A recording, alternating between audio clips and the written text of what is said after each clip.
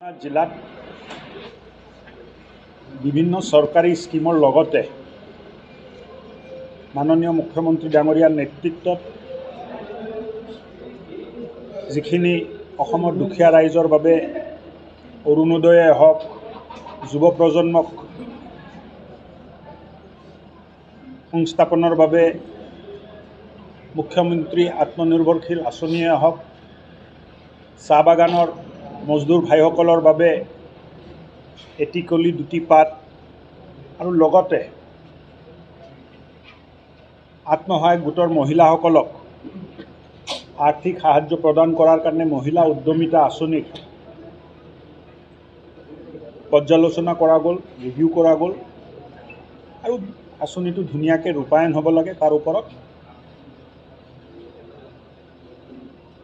परामर्श आगबढ़ुआ हल लगते विश्वनाथ जिलार आंतरगाँथनी विश्वनाथ जिलात हब लगा आगंतुक असममालार रास्ता सकलोर ऊपरते व्यवस्था ग्रहण करा होइसे और एक भाल परिवेशत मीटिंग होइसे। विश्वनाथ जिलार पारफरमेंस आगतके बहुत पैरामिटार्स विश्वनाथ जिलार भाल होइसे और मैं आनंदित जे विश्वनाथ जिला भाल पारफरमेंस करि आछे।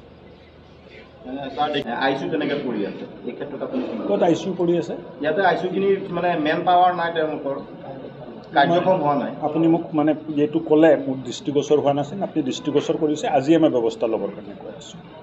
আৰু স্যাৰ মডেল যিখন হস্পিটাল আছে বালিচাঙৰ তাত কিন্তু এম্বুলেন্সৰ সেৱা 108 বা 102 এই সেৱাবিলাক নাই যাৰ কাৰণে আপোনালোকে এটা ভুল ইয়াত নাযাব জানি থক যে অসমত हॉस्पिटल केन्द्रिक एम्बुलेंस व्यवस्था तो নোহোৱা হৈছে য'ত अलरेडी আছে আগৰ পৰা কোনোবাই ৰাখিছে এইটো বেলেগ কথা। আজিকালি 108 আছে গোটেই অসমত 108 সাৰ্ভিস দি আছে আপুনি 108 ডাইল কৰক এম্বুলেন্সটো আহিব।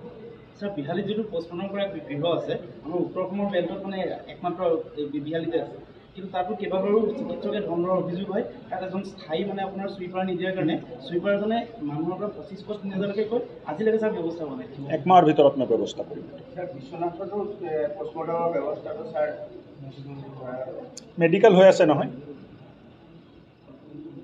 আৰু স্যাৰ কৃত্ৰিম বানৰ এটা সমস্যা আছে এজাক বৰষুণতে যিটো আমাৰ ব্যস্ত পথ এইটো কলেজ ৰোড বুলি কয় এজাক বৰষুণতে স্যাৰ এইটো ৰাস্তাটো ডুবি যায় পৌৰসভাৰ এইটো যদি অকণমান পৌৰসভাই কৰি দিয়ে তো সুবিধা হয় হ'ব।